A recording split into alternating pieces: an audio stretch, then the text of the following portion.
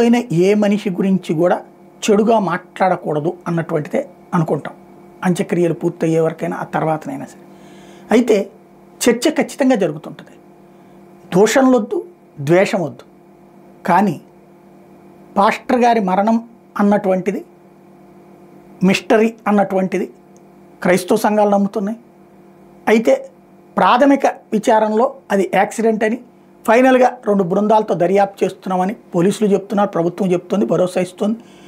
ఆయనకి విపరీతమైన ఆదరణ ఉందనడానికి సాక్ష్యం ఆ మృతదేహం హైదరాబాద్కి తీసుకెళ్తే కూడా విపరీతంగా రావటం ప్లస్ నినాదాలు చేస్తుండడం. కాకపోతే ఇక్కడ అర్థం కానటువంటి ఏకైక అంశం ఏంటంటే, రామాయణంలో రాముడు సీతని గెలిచిన తర్వాతన నిన్ను ఊరకనే గెలవలేదు, నేను క్షత్రియుడిని కాబట్టి రాజును కాబట్టి నువ్వు ఎవరితో వెళ్ళిపోయినా పర్లేదు, ఎవరు తీసుకుపోయినా పర్లేదు, కానీ గెలిపించుకోవాల్సిన బాధ్యత నాకుంది, ప్రజల ముందు నేను నిరూపించుకోవాలి కాబట్టి అని చెప్పాడా రాముడు? రామాయణంలో అది ఉందని చెప్పి ఆయన చెప్పిన వీడియోలు వైరల్ అవుతున్నాయి. అదే సందర్భంలో ధర్మరాజు వీళ్ళందరూ కలిసి మహాభారతంలో మాట్లాడారంటూ కొన్ని దారుణమైనటువంటి పదజాలాలు ఇప్పుడు ఆయన మాట్లాడిన ప్రతి మాట తీసి వైరల్ అవుతుంది. అదే సందర్భంలో ఆయన అభిమానులైనటువంటి వాళ్ళు మానవత్వం ఉండాలి, ప్రతి మనిషిలో మానవత్వం అనే ఒక్క ముక్కు ఉండకపోతే ఎట్లాగా, ఇది మాట్లాడిన మాటల్ని వాళ్ళు వైరల్ చేసుకుంటున్నారు. ఇక్కడ పాయింట్ ఏంటంటే, మనిషి బ్రతికున్నా చనిపోయిన టాపిక్స్ తాము రైట్ చేసిన టాపిక్స్ డిబేటబుల్ అవుతాయి.